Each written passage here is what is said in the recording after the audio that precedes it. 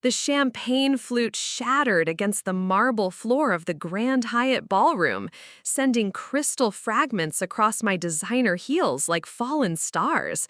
But it wasn't the broken glass that silenced the 180 guests at my engagement party. It was the sight of my younger sister Madison pressed against the lips of my fiancé, Derek, beneath the chandelier I'd spent 3 months selecting. I'd love to know which corner of the globe you're watching from, and if this story speaks to you, make sure to subscribe. Tomorrow's video is one you absolutely can't miss. Her red lipstick left a perfect crimson stain on his white collar, the same shade I'd helped her choose at Sephora just 2 weeks ago when she said she wanted to look perfect for my big day. The irony wasn't lost on me now as she pulled away from him, her eyes meeting mine across the crowded dance floor with a mixture of defiance and something else, desperation. My name is Elizabeth Montgomery. I'm 31 years old, and I built Montgomery Financial Advisors from a cramped studio apartment into a multi-million-dollar firm that manages portfolios for some of Chicago's wealthiest families. But standing there in my $4,000 Vera Wang engagement party dress, watching my world implode in front of everyone I respected, none of that success mattered. What mattered was understanding how I'd gotten here, and more importantly, what I was going to do about it. Madison and I had never been close, but we'd never been enemies either. She was the artistic one, the free spirit, who'd spent her 20s floating between coffee shops in Portland, painting watercolors and dating musicians.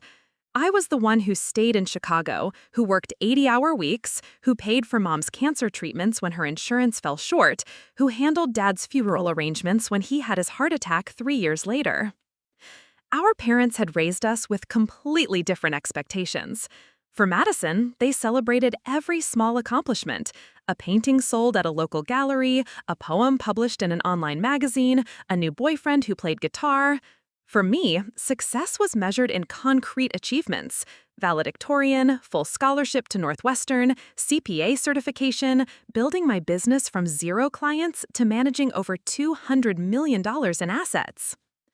When our parents died within 18 months of each other, I inherited the family home in Lincoln Park, their retirement accounts, and the responsibility of looking after Madison. She'd been living paycheck to paycheck in Oregon, occasionally sending postcards but never visiting. After Dad's funeral, she moved back to Chicago, claiming she wanted to be closer to family.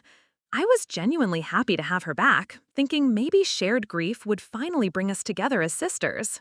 I gave her the carriage house behind my main property, rent-free, and helped her set up a small art studio. Madison seemed different then, more grounded, more focused. She started getting regular commissions for portrait work, began dating Derek's business partner, a decent guy named James who owned a construction company.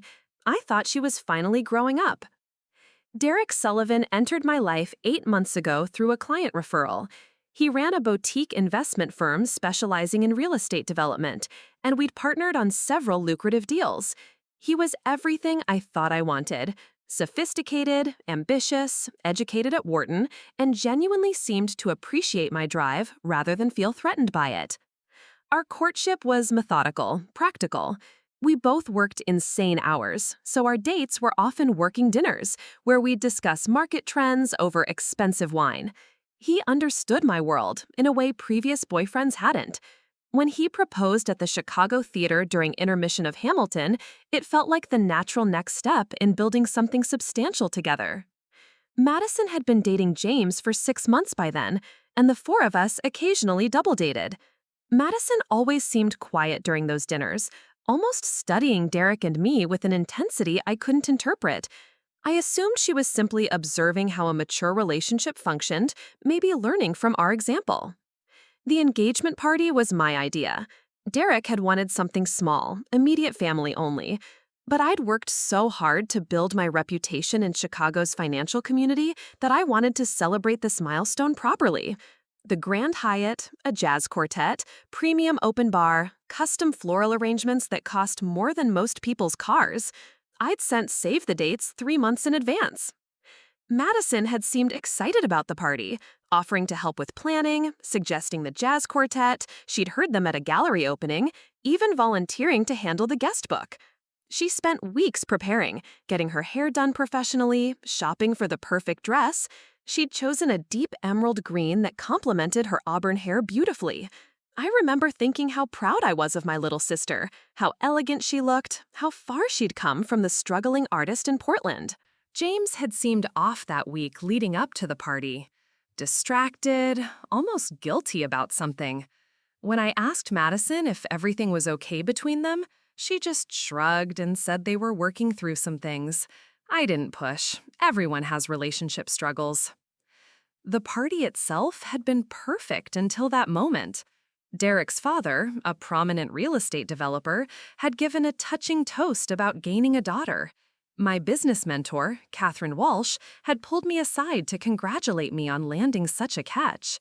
Even the jazz quartet had played our song, The Way You Look Tonight, flawlessly. I'd been networking near the bar with potential clients when I heard the gasps. Turning around, I saw them, Madison and Derek, locked in what was clearly not a friendly, familial embrace. This was passionate, desperate, the kind of kiss that spoke of stolen moments and secret meetings. The music stopped. Conversations died mid-sentence. Someone's wine glass hit the floor. Derek's hands were tangled in Madison's carefully styled hair, messing up the curls she'd spent 3 hours perfecting. Her arms were wrapped around his neck like she was drowning, and he was her only salvation. When they finally separated, Madison's lipstick was smeared, her dress wrinkled. Derek's face was flushed, his bow tie askew. But it was the look in both their eyes that confirmed what everyone in that ballroom was thinking. This wasn't a moment of weakness. This was love, or at least what they thought was love. "Elizabeth," Madison said, her voice carrying across the silent room, "I'm sorry you had to find out this way." Find out what way? I wanted to scream. Find out that my sister and my fiancé had been conducting an affair behind my back? Find out that everything I'd built, everything I'd planned, was a lie? Derek cleared his throat, loosening his tie completely. "Liz, we need to talk, privately." The way he said my name, like I was the other woman, like I was the one who'd been deceiving everyone, made something cold and calculating settle in my chest. I looked around the ballroom at 180 faces staring at me with varying degrees of shock, pity, and barely concealed fascination. These were my clients, my colleagues, my professional network, watching my personal life implode in real time. "No," I said, my voice steadier than I felt. "If you have something to say, Derek, you can say it here, in front of everyone who came to celebrate our engagement." Madison stepped forward, her heels clicking on the marble floor. "Elizabeth, please, let's go somewhere private. I can explain." "Explain what, Madison?" I interrupted. "Explain how long you've been sleeping with my fiancé? Explain how you helped plan this party while betraying me? Explain how you looked me in the eye every day for months while lying to my face?" The silence stretched between us, filled only by the distant sound of traffic on Michigan Avenue below. Derek shifted uncomfortably, loosening his collar further. Madison's confident facade began to crack, her lower lip trembling slightly. "It's not what you think," she whispered. "Then tell me what it is," I said, crossing my arms. "Tell me exactly what this is, Madison, because from where I'm standing, it looks like my sister seduced my fiancé." Derek finally found his voice. "Liz, Madison and we didn't plan this. It just happened. These feelings, they're real. I can't marry you when I'm in love with someone else." A lot of love and effort went into bringing this story to life. If you're enjoying it, we'd be so grateful if you'd subscribe to our channel. Now, back to where we left off.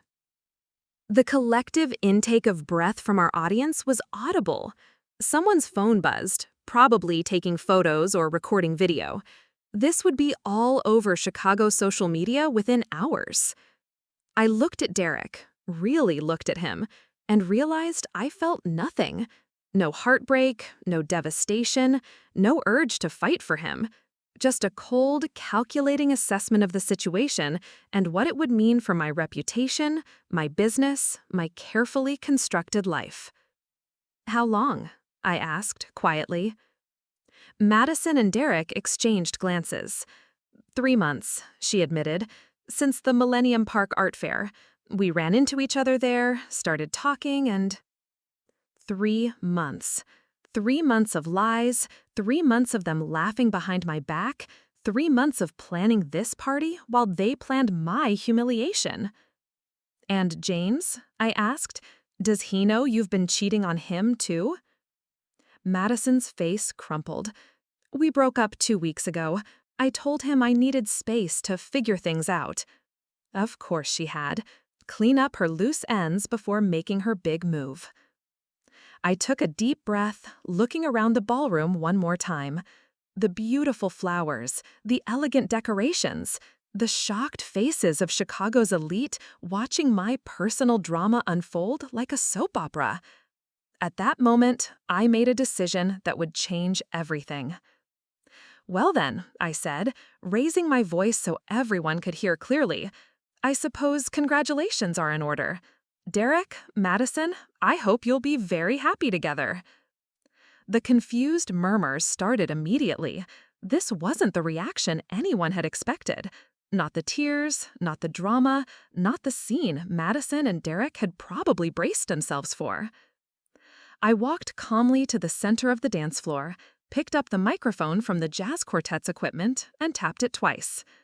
The feedback screeched through the ballroom, ensuring I had everyone's complete attention. "Ladies and gentlemen," I announced, my voice clear and professional, "it seems there's been a change of plans this evening. While you're all here, please enjoy the open bar and excellent food.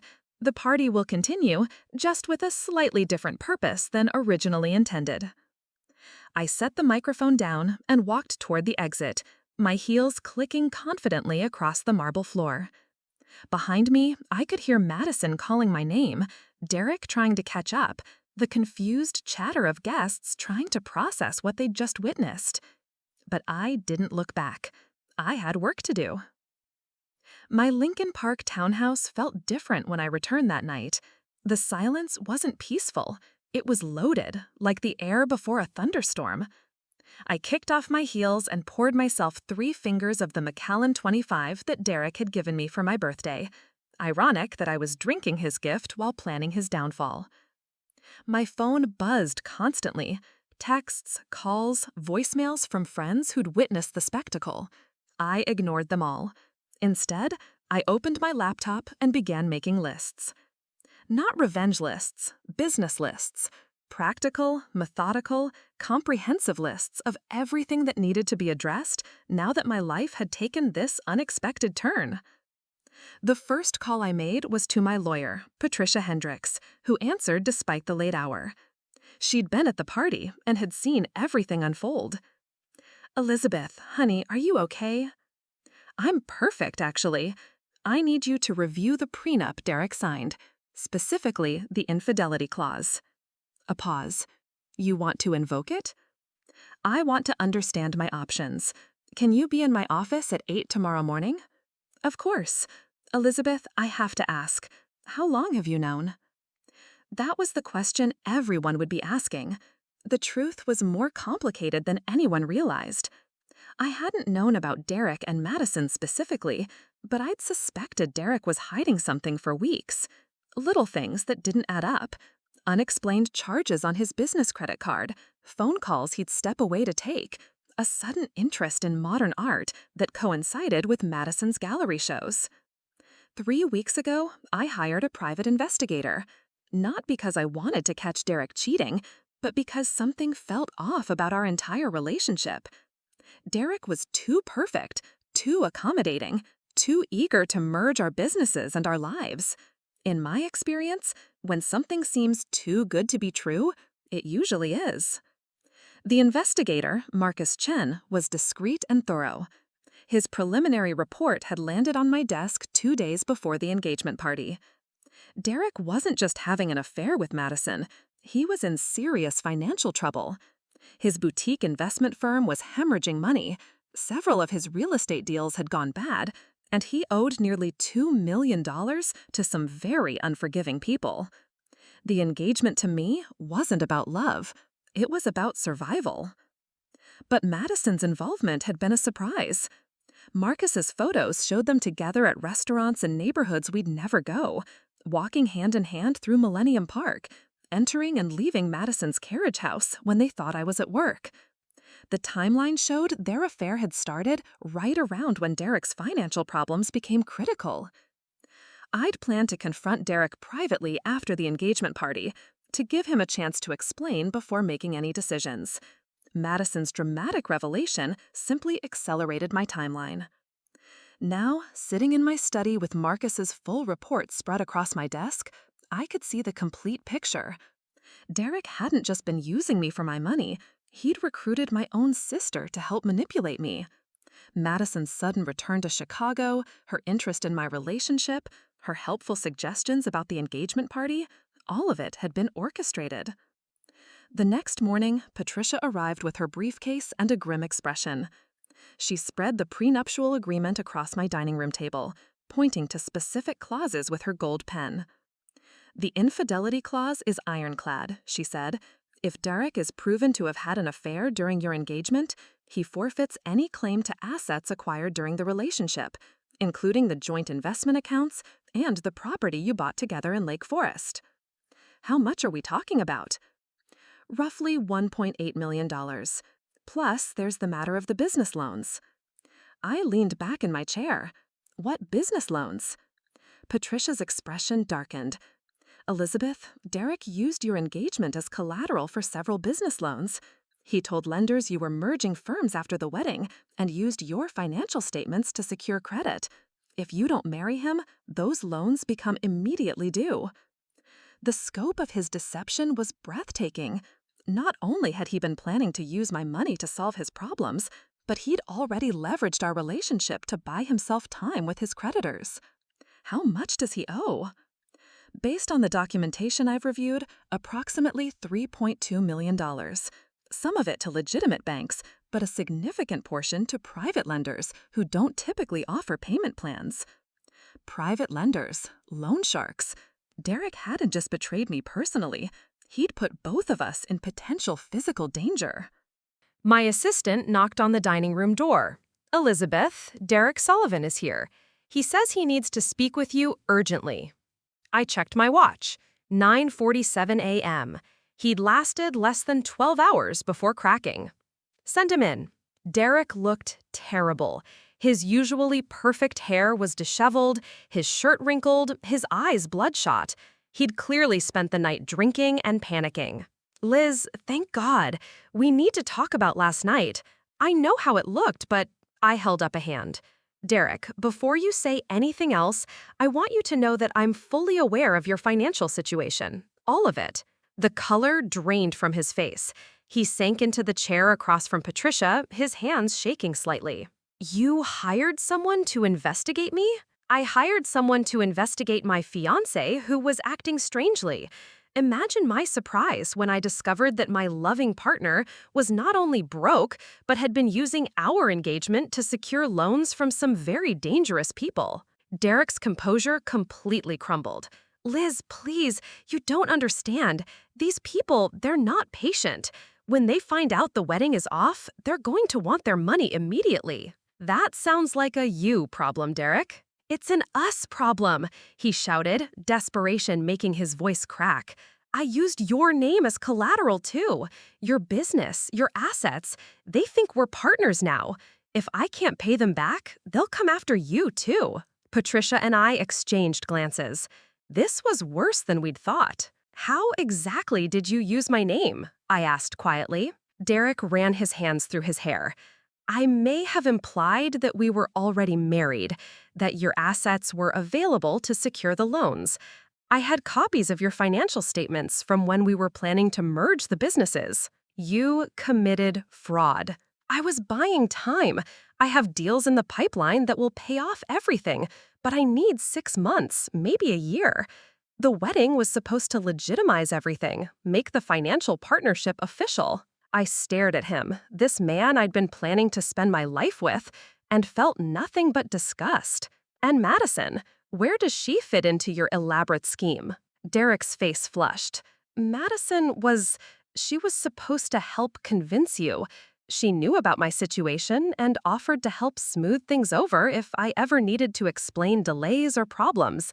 But then we started spending more time together, and things got complicated. You mean you started sleeping with my sister? I love her, Liz. I know that sounds insane given the circumstances, but it's true. What Madison and I have is real. I stood up, walking to the window overlooking Lincoln Park. Families were out walking their dogs, joggers were following the lakefront path. People were living normal lives where their fiancés didn't commit fraud and seduce their sisters. Derek, I want you to listen very carefully.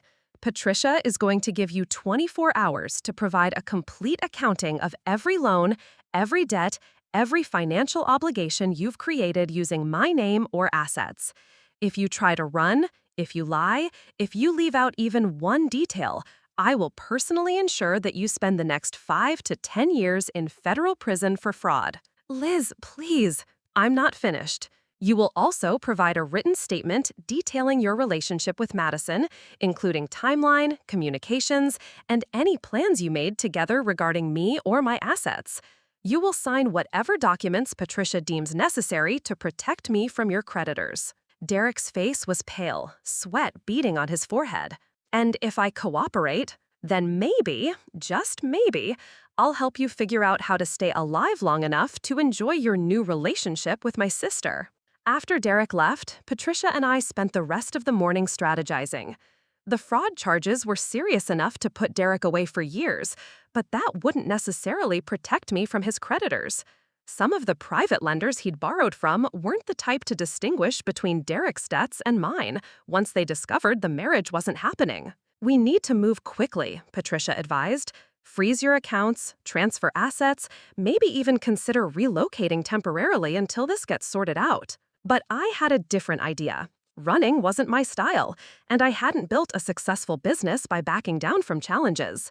Derek and Madison had made their choice, but they were about to discover that their actions had consequences they hadn't anticipated. That afternoon, I called Marcus Chen and gave him a new assignment. Complete background checks on every person Derek owed money to, their business practices, their typical collection methods, and their current financial situations. If I was going to be dragged into Derek's mess, I was going to understand exactly what I was dealing with. The irony wasn't lost on me. Derek had betrayed me to save himself, dragging my sister into his scheme. Now, in 6 months, they would both be begging me to save them from the very mess Derek had created. But they didn't know yet that I was 3 steps ahead of them, as always. The documents Derek delivered the next day painted a picture even more disturbing than I'd imagined. Patricia and I spread them across my conference room table like evidence at a crime scene. Bank statements, loan agreements, promissory notes, and correspondence that revealed the true depth of his desperation. Look at this, Patricia said, pointing to a loan agreement dated 3 months prior. Derek borrowed $800,000 from Castellano Financial Services using projected earnings from your merged businesses as collateral. He signed your name as a guarantor. I studied the forged signature. Derek had practiced. It was a decent approximation of my handwriting. Have you heard of Castellano Financial? Patricia's expression was grim. They're based out of Atlantic City. Officially, they're a private lending firm. Unofficially, they have connections to organized crime families. Their collection methods aren't exactly legal. The next document made my blood run cold. Derek had provided Castellano with copies of my tax returns, business valuations, and property assessments. They believed I was worth approximately $8 million, and that I was personally guaranteeing Derek's debt. This is brilliant, I said, surprising Patricia with my calm tone. Brilliant? Elizabeth, you could be in serious danger when they realize, no, you don't understand. Derek thinks he's been clever, but he's actually handed me complete control over the situation. I walked to my whiteboard and began sketching out connections between Derek's various debts and creditors. There were 7 different lenders, ranging from legitimate banks to questionable private firms. The total amount owed was actually closer to $4 million than the $3 million Derek had admitted to. Here's what Derek doesn't realize, I continued, capping my marker. By using my name and assets as collateral, he's created a paper trail that proves intent to fraud.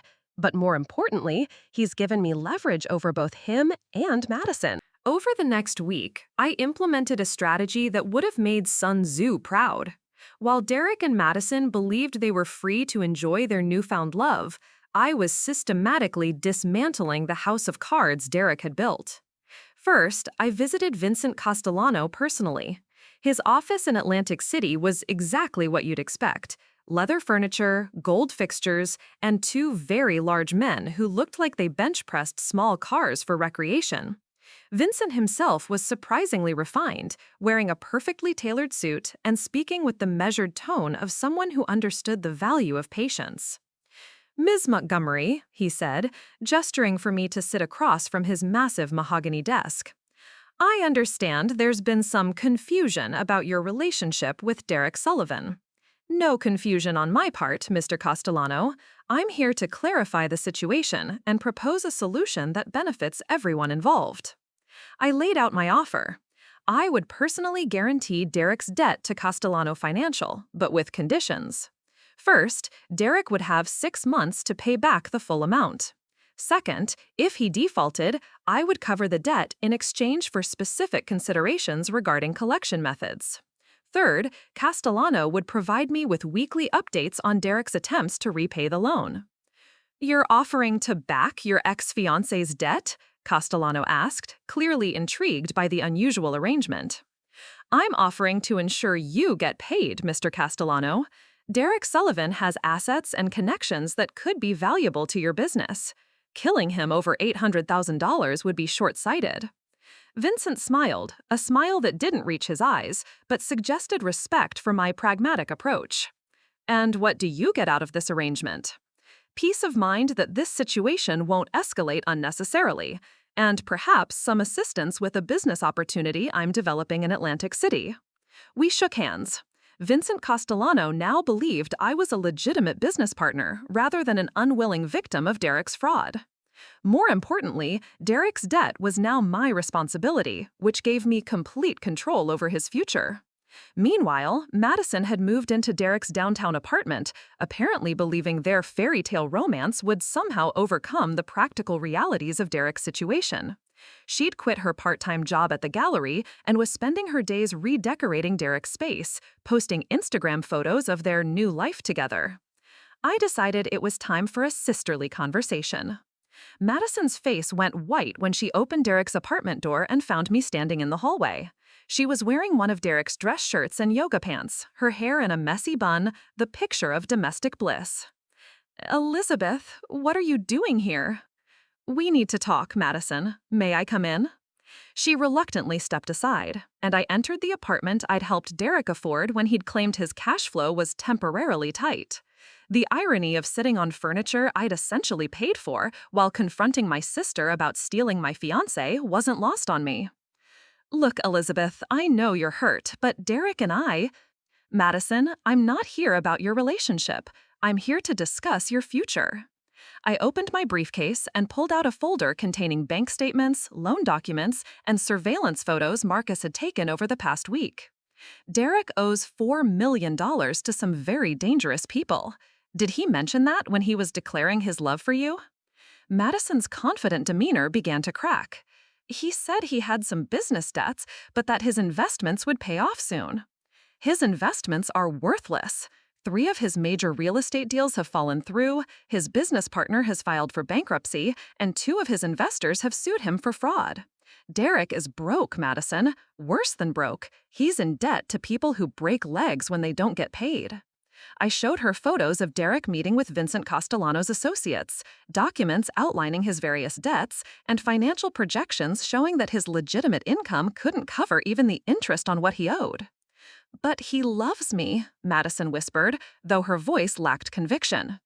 "Maybe he does, but love doesn't pay back loan sharks, and when they come to collect, they won't care that you're innocent in all this."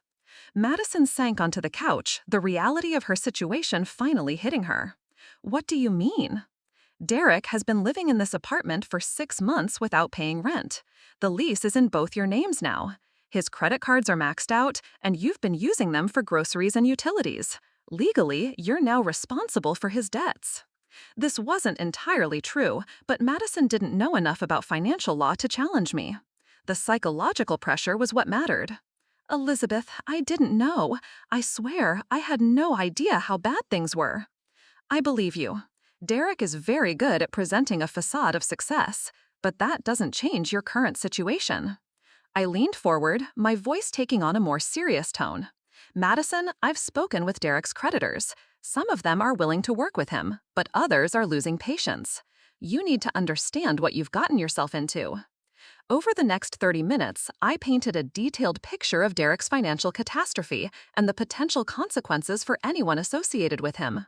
Madison listened in growing horror as I explained how organized crime families operated, how they collect debts, and how they dealt with people who tried to run or hide.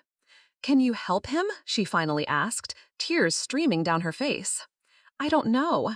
Derek made some very poor decisions, and the people he owes money to aren't known for their forgiveness. But you have money. You could. Madison, even if I liquidate everything I own, it wouldn't be enough to cover Derek's debts. And why would I risk my business, my life, for the man who betrayed me?" She had no answer for that.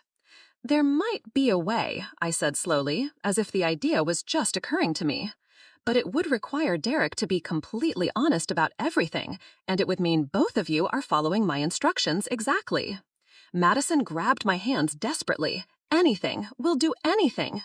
First, Derek needs to provide a complete accounting of every debt, asset, every business relationship he has. No lies, no omissions. Second, you both need to disappear for a while.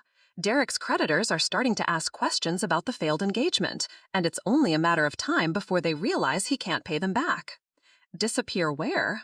I have a cabin in northern Wisconsin. No internet, no cell service, completely off the grid. You could stay there while I try to negotiate with Derek's creditors. Madison's hope was pathetic to watch. "You'd do that for us? After everything?" "I'd do it for you, Madison. Despite everything that's happened, you're still my sister. And Derek? Well, Derek is your problem now." When Derek returned to the apartment that evening, Madison had already packed 2 suitcases and was waiting to explain my offer. Through the thin walls, I could hear their heated discussion from the hallway where I'd been waiting.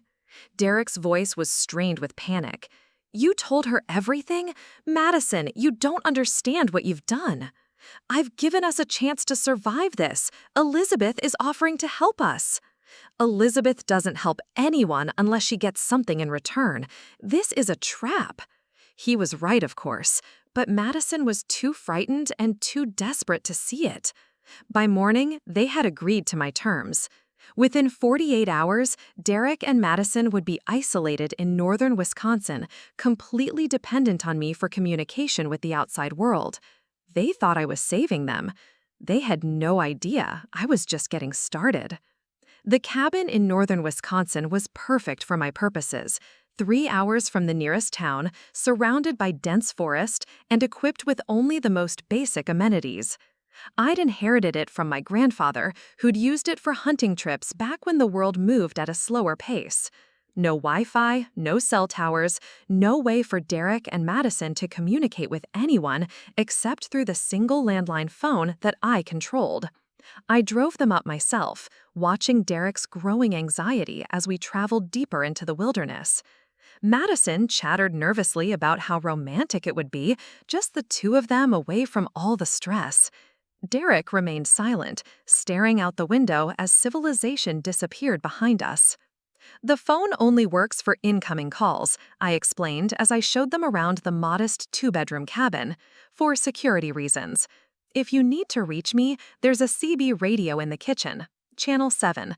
I'll check in every few days." Derek's jaw tightened. "Elizabeth, this feels like—" "Like what, Derek? Like I'm helping you avoid people who want to break your legs? Because that's exactly what this is." The cabin was stocked with enough food for 2 weeks, basic supplies, and a collection of books from my grandfather's era. No television, no internet, no distractions from the reality of their situation. Remember, I said, handing Derek a folder containing his debt summaries, I need you to prepare a comprehensive plan for how you're going to repay everyone. Use this time to think, to strategize. When I come back, I want solutions, not excuses. As I drove away, leaving them standing on the porch looking like abandoned children, I felt a satisfaction I hadn't experienced since building my first $1 million portfolio. Phase 1 was complete. Back in Chicago, I implemented Phase 2 with surgical precision. Using Derek's financial records and my new relationship with Vincent Castellano, I began systematically contacting each of his creditors. But instead of negotiating payment plans, I did something far more strategic. I bought Derek's debts. It started with the smaller creditors, the legitimate lenders, who were more interested in recovering their principal than making examples of delinquent borrowers. A bank in Milwaukee had loaned Derek $300,000 for a real estate development that never broke ground. They were happy to sell the debt to me for 60 cents on the dollar, especially when I presented myself as Derek's former business partner with intimate knowledge of his assets. "We've been trying to reach Mr. Sullivan for weeks," the loan officer explained. "His office phone is disconnected, and he seems to have disappeared." "Derek's dealing with some personal issues," I said smoothly. "I'm trying to help him get back on track financially. Would your bank be interested in a lump sum settlement?" Within 2 weeks, I owned $1.8 million of Derek's debt to legitimate financial institutions. The remaining creditors, Vincent Castellano and 2 other private lenders with questionable business practices, required a different approach. Marcus Chen's investigation had revealed something interesting about Derek's relationship with these creditors. They weren't just loan sharks taking advantage of a desperate borrower. Derek had been laundering money for them through his real estate deals, using his legitimate business as a front for their less legitimate activities. This information gave me enormous leverage. Instead of owing them money, Derek was potentially a liability who could expose their operations if he got desperate enough to cooperate with law enforcement. I arranged a meeting with Vincent Castellano at his Atlantic City office, this time bringing a different proposal. "Mr. Castellano, I've been reviewing Derek Sullivan's business relationships with your organization, and I believe we have a mutual problem." Vincent leaned back in his leather chair, his expression unreadable. "How so?" "Derek's financial collapse makes him unpredictable. Desperate people make poor decisions. If he were to fall into the wrong hands, say federal investigators looking for informants, he could cause significant problems for your organization." I placed a folder on his desk containing copies of Derek's real estate transactions, bank transfers, and business correspondence that clearly showed money laundering activities. "You're suggesting Derek Sullivan is a security risk?" Vincent said, after reviewing the documents. "I'm suggesting that Derek's debt to you is the least of your problems. What you need is a permanent solution that protects your business interests." My proposal was elegant in its simplicity. I would pay Vincent $600,000, less than Derek actually owed him, in exchange for Derek's debt and Vincent's assurance that Derek would never be able to work in real estate again. Vincent would spread the word through his network that Derek was unreliable, effectively blacklisting him from any legitimate development projects. "You want me to destroy his career as payment for his debt?" Vincent asked, a hint of amusement in his voice. "I want you to eliminate the threat he represents to both our interests. Derek's real value to you was never his money. It was his access to legitimate real estate deals. Take that away, and he becomes harmless to everyone." Vincent agreed to my terms. By the end of the month, I owned Derek's debt to every creditor, legitimate and otherwise.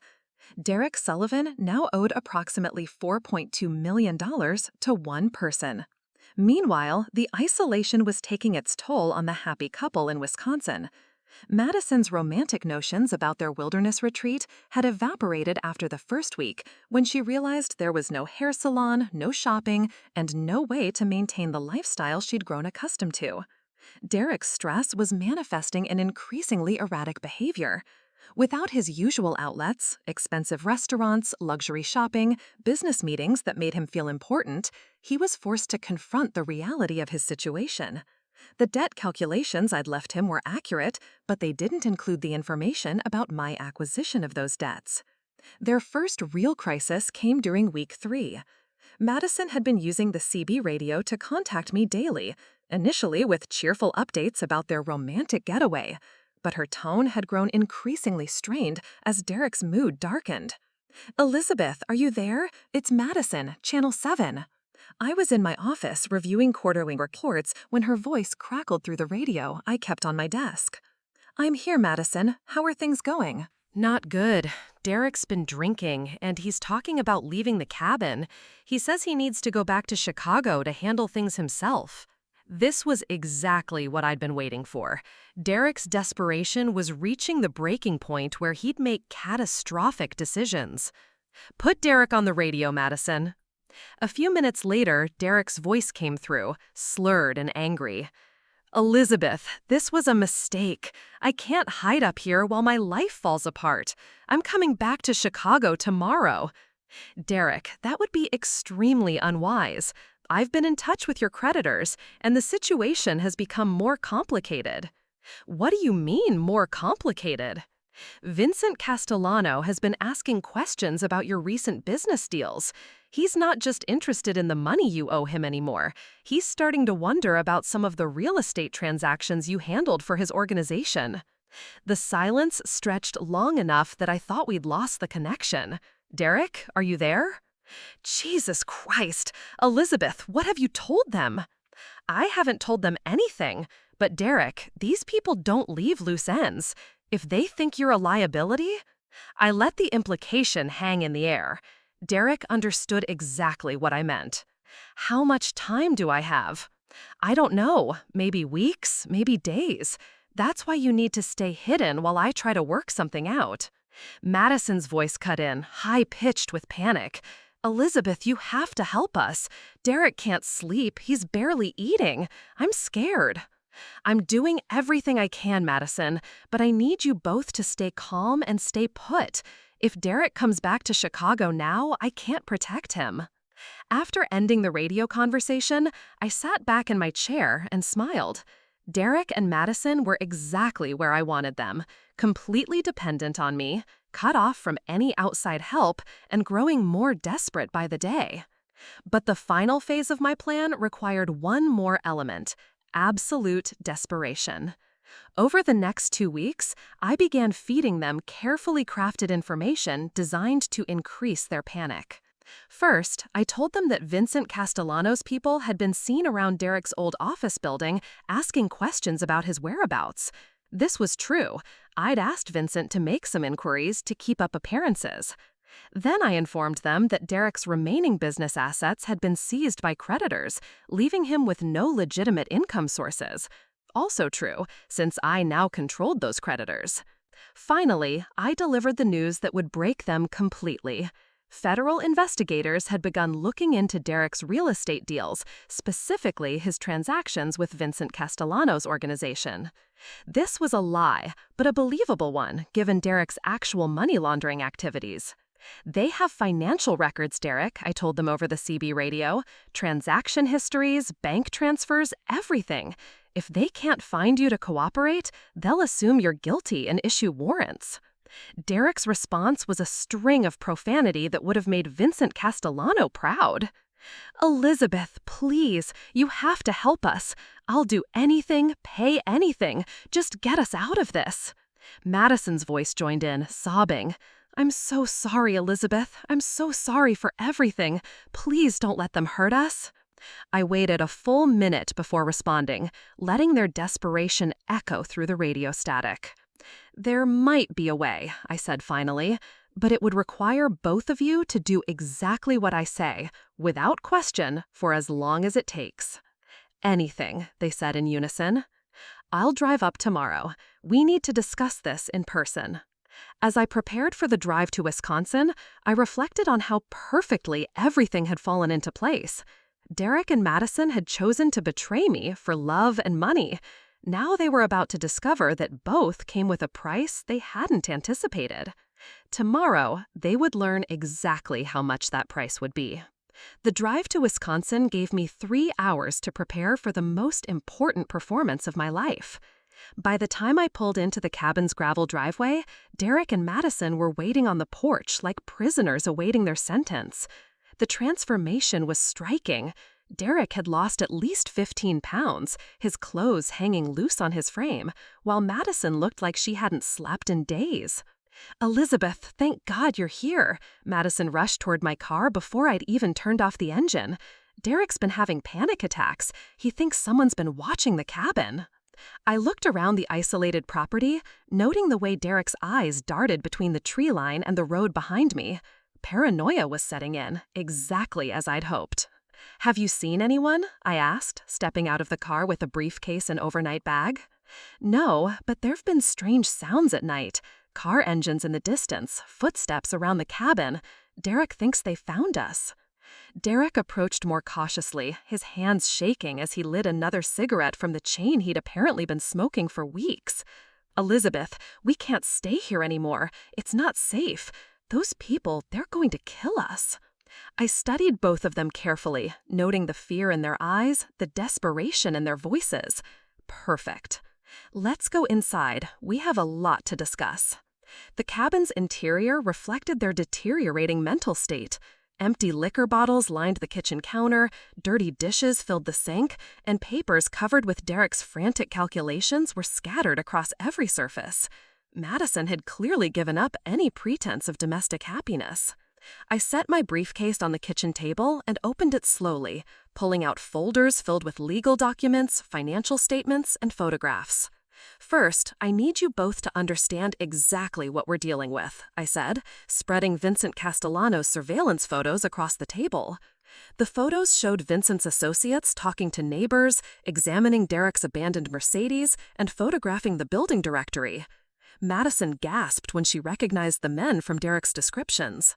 "They're definitely looking for you," I continued, "and they're not the only ones." I placed a second set of photos on the table, federal agents interviewing Derek's former business partner, going through his office files, and examining financial records. These photos were more expensive to arrange, but Marcus had connections throughout Chicago's investigative community. "The FBI has opened a formal investigation into your money laundering activities, Derek. They have your bank records, transaction histories, and testimony from several of your former associates." Derek's face went ashen. "Testimony? Who's talking?"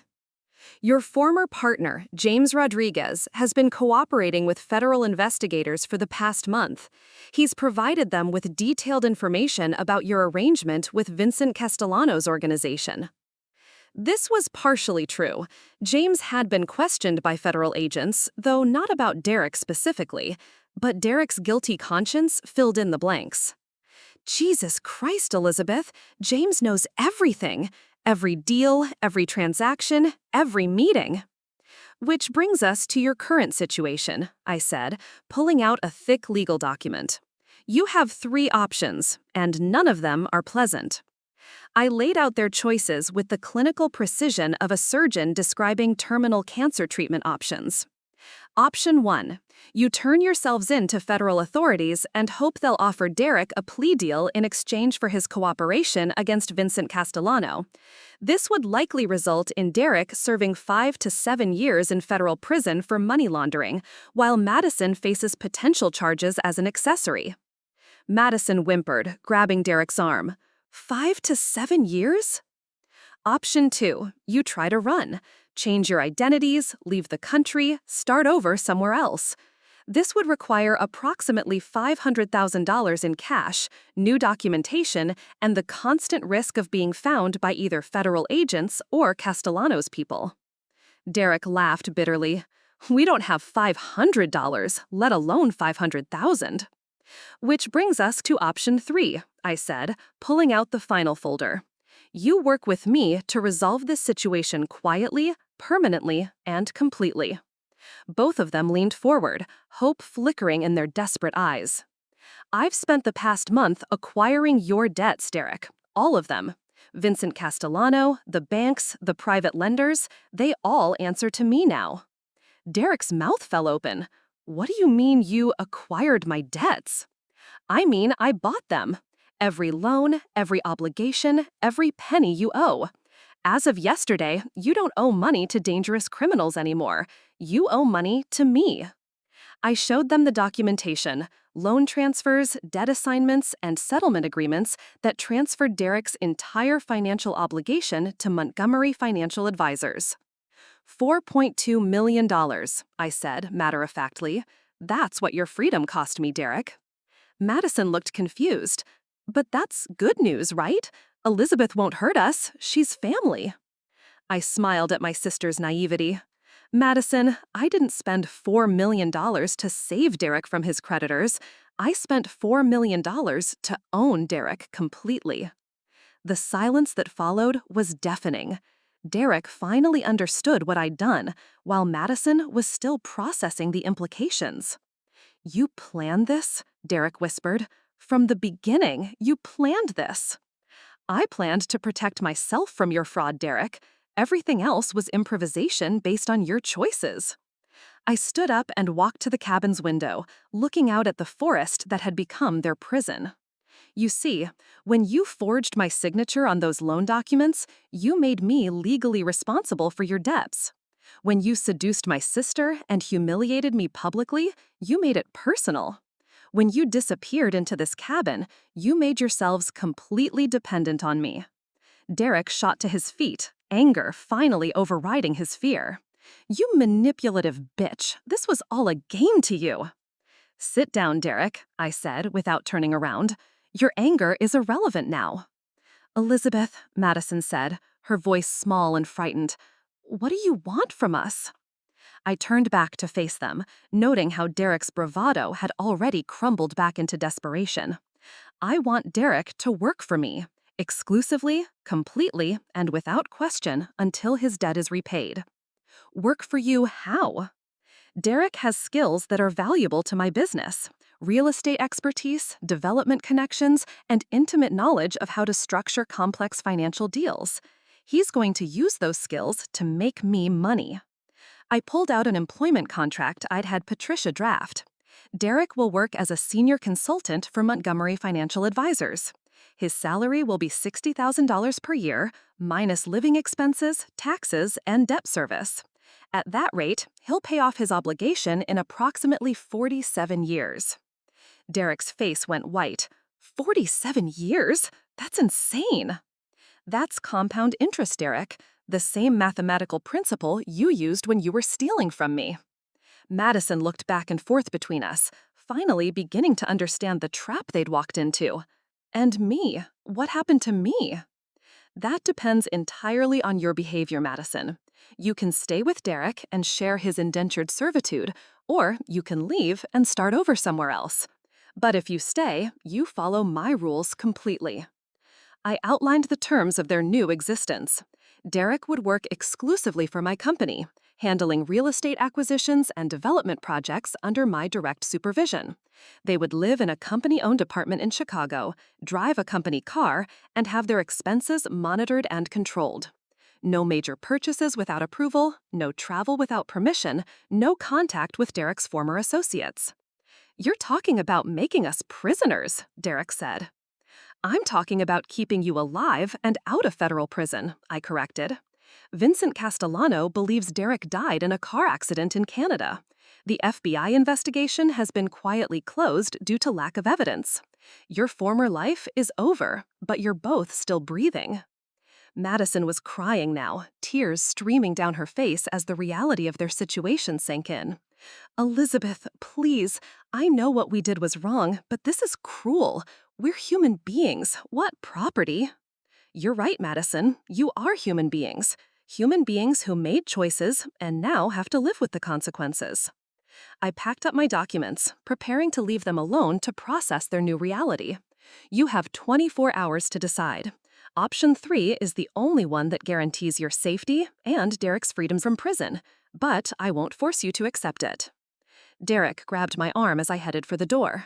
Elizabeth, wait.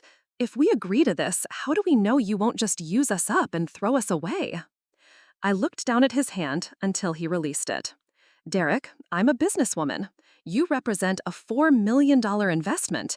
It would be financially irresponsible of me to waste that investment. And after 47 years? Then you'll be free to live whatever remains of your life however you choose. Madison's voice was barely above a whisper. Elizabeth, I'm begging you. I know you hate us, but please don't do this. We'll leave Chicago, we'll disappear, you'll never see us again. I paused at the door, considering her plea. For a moment, I almost felt sorry for my sister. She'd genuinely fallen in love with Derek, believing his lies about their future together. But then I remembered her triumphant smile as she kissed him at my engagement party, and the sympathy evaporated. Madison, 6 months ago, you announced to 200 people that you were taking my future. This is me taking it back. I left them in the cabin with their impossible choice, driving back to Chicago as the sun set behind me. They would accept my terms. They had no other viable option. Derek's expertise would help me expand into commercial real estate development, potentially earning back my $4 million investment within a decade. But more importantly, Derek Sullivan would spend the rest of his working life making me richer, while knowing that every dollar he earned was payment for his betrayal. And Madison would watch the man she'd stolen from me slowly break under the weight of his obligations to me. Justice, I'd discovered, was far more satisfying than revenge. 23 hours and 14 minutes, that's how long it took for the call to come. I was in my office reviewing acquisition proposals when Patricia knocked and gestured toward my phone. It's the Wisconsin cabin, line 1. I let it ring 6 times before answering, each ring a deliberate reminder of who held the power now. Elizabeth Montgomery. Elizabeth, it's me. Madison's voice was raw, barely recognizable. We need to talk. I thought I gave you 24 hours to decide. We have decided, but Derek isn't handling this well. He's talking about option 2, about running. He thinks he can disappear completely, start over in Mexico or somewhere they can't find him. I glanced at my watch. This was ahead of schedule, but not unexpected. Desperate people rarely waited until the last minute to make desperate decisions. And what do you think about Derek's plan, Madison? I think it's suicide. We don't have money, connections, or any idea how to disappear properly. But he's not listening to me anymore. He's been drinking since you left, and he's talking crazy. The desperation in her voice was perfect, exactly the emotional state I needed her in for the final phase. Where is Derek now? He's outside, pacing around the cabin like a caged animal. Elizabeth, I'm scared. Not just of Vincent Castellano or the FBI, but of Derek. He's angry at everyone, including me. Last night, he said this was all my fault, that you never would have done this to him if I hadn't gotten involved. Interesting. Derek was already turning on Madison, blaming her for their situation. That would make my final move much easier.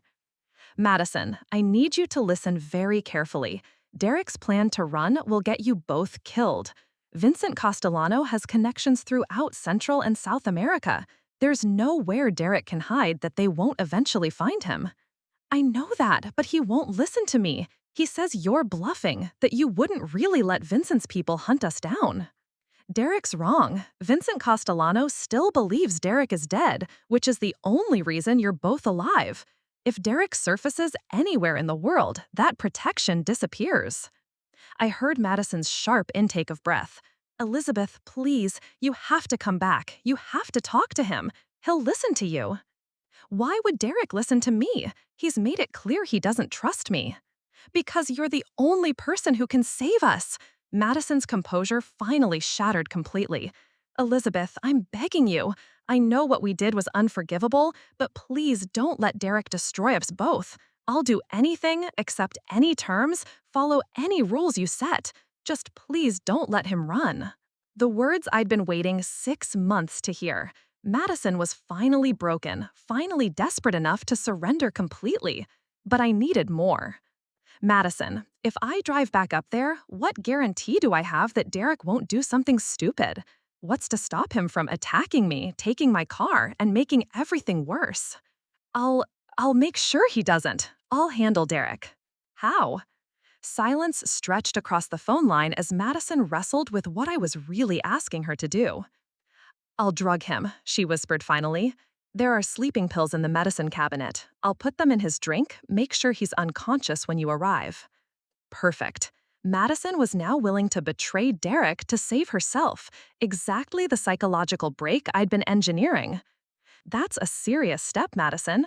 Are you certain you're ready to do that to the man you love? He's not the man I fell in love with anymore. The Derek I knew was confident, charming, protective.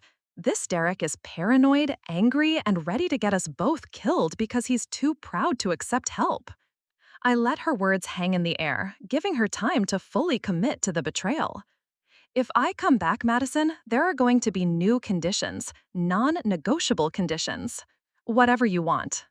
Derek will sign over power of attorney to me, giving me complete control over his legal and financial affairs. You will both relocate to Chicago immediately and live in housing I provide. Derek will begin work at my company within the week, and you will take a position as my personal assistant. Your personal assistant?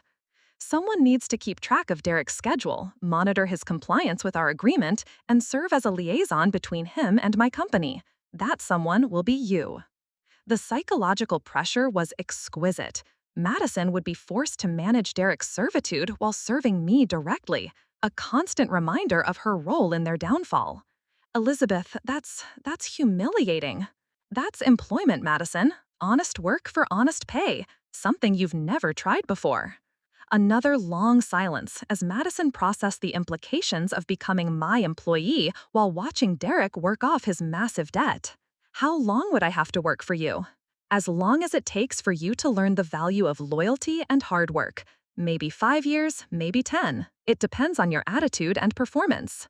I heard Derek's voice in the background, shouting something about hearing cars in the distance again. His paranoia was accelerating.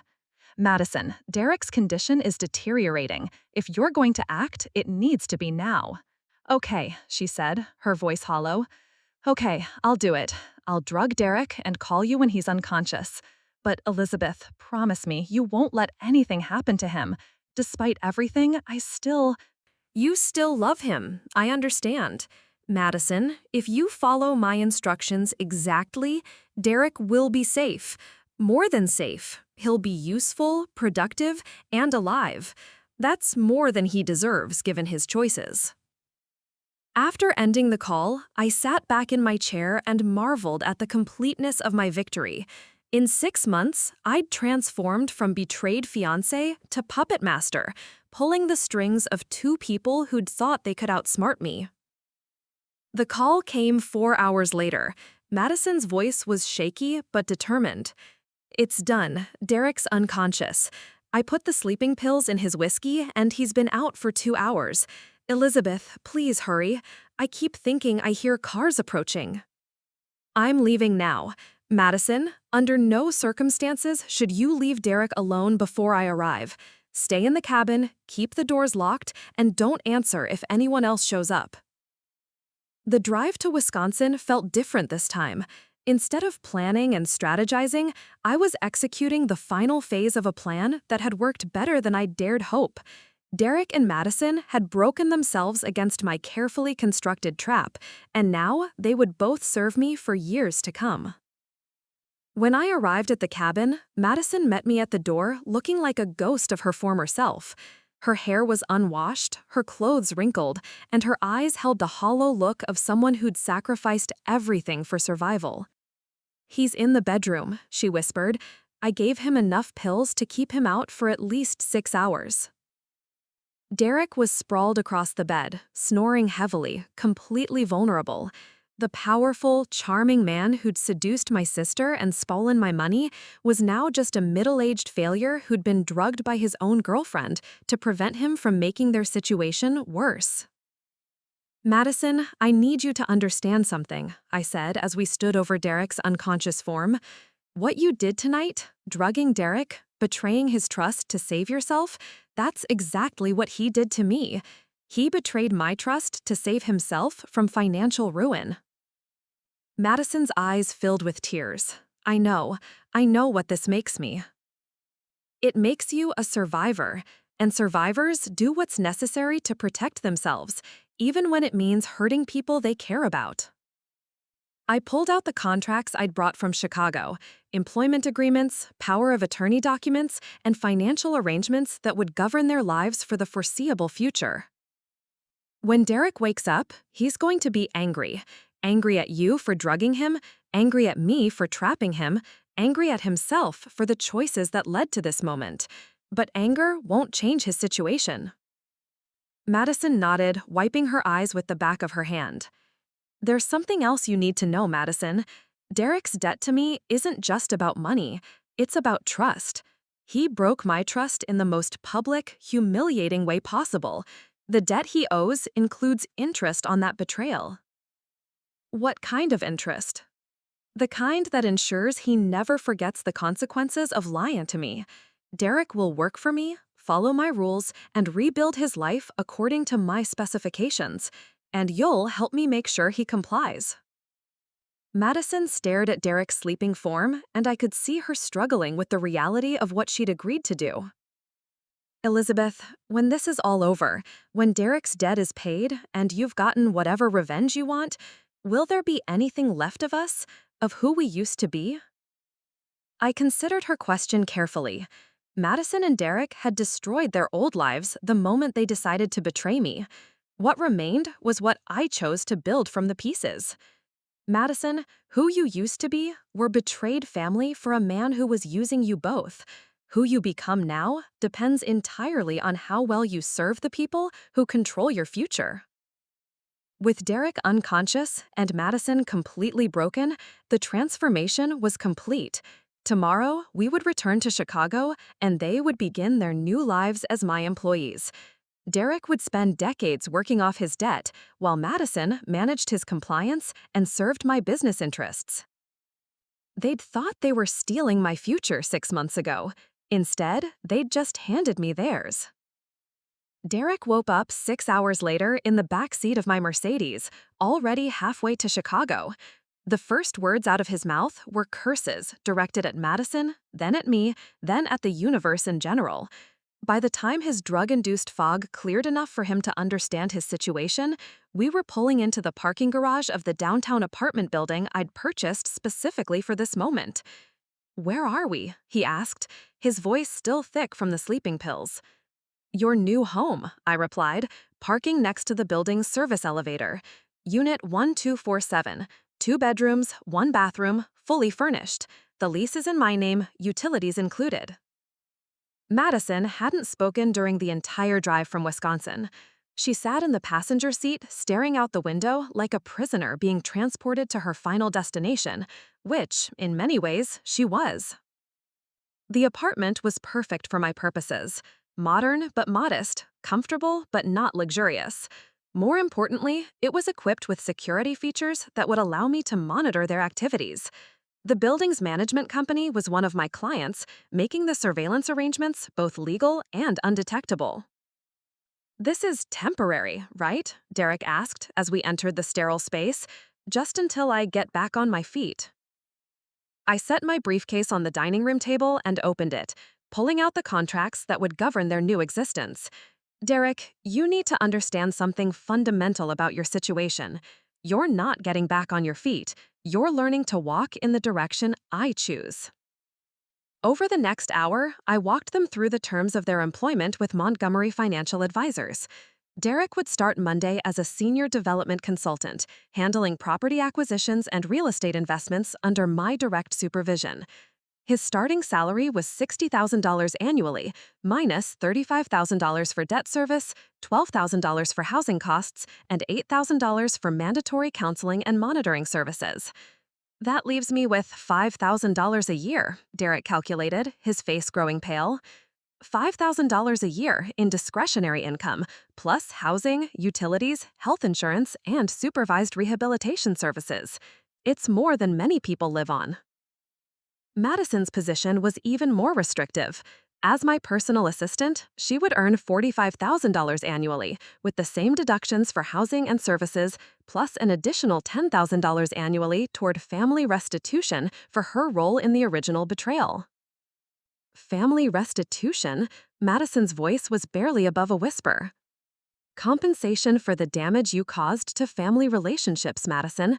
The trust fund our parents established for you was meant to provide security, not fund betrayals. This payment ensures that the benefit serves its intended purpose. Both of their phones had been replaced with company devices that would monitor their communications, track their locations, and restrict their access to social media and financial websites. "This is insane," Derek said, finally finding his voice. "You can't control every aspect of our lives." I'm not controlling your lives, Derek. I'm managing my investment. You represent a $4 million asset that needs to be protected and optimized. Derek shot to his feet, his face flushed with anger. Asset? I'm a human being, not a piece of property.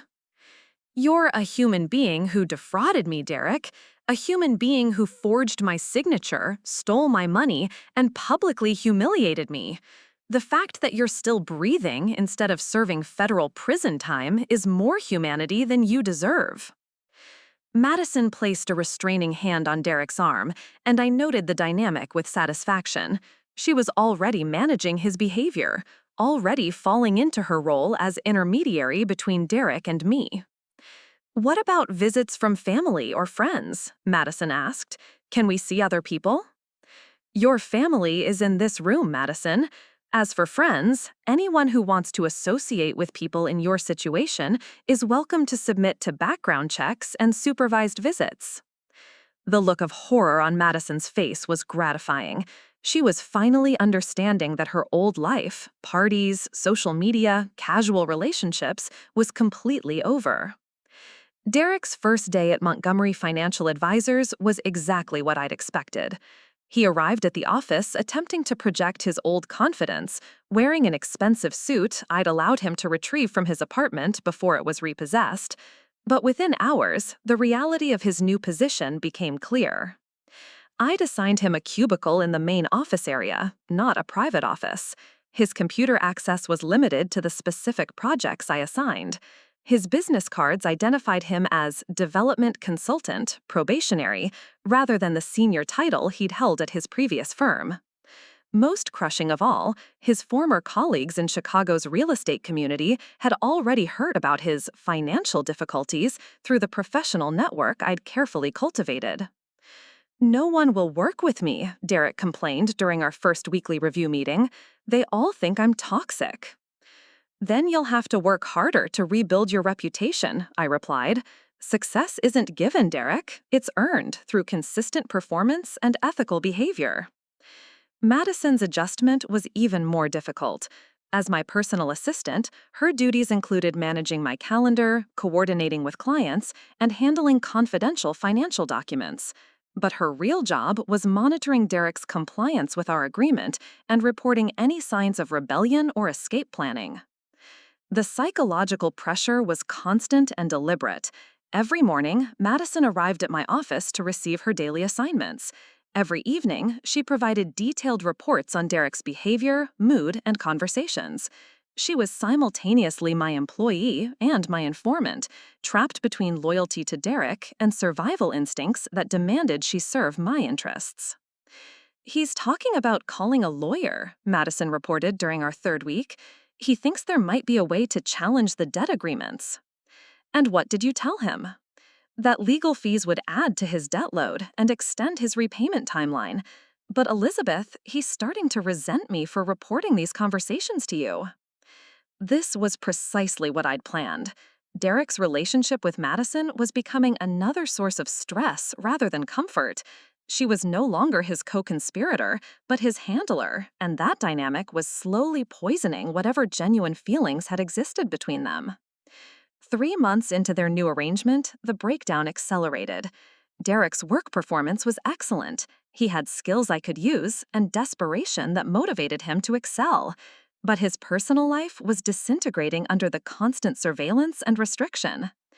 Madison knocked on my office door one Thursday afternoon, her face streaked with tears.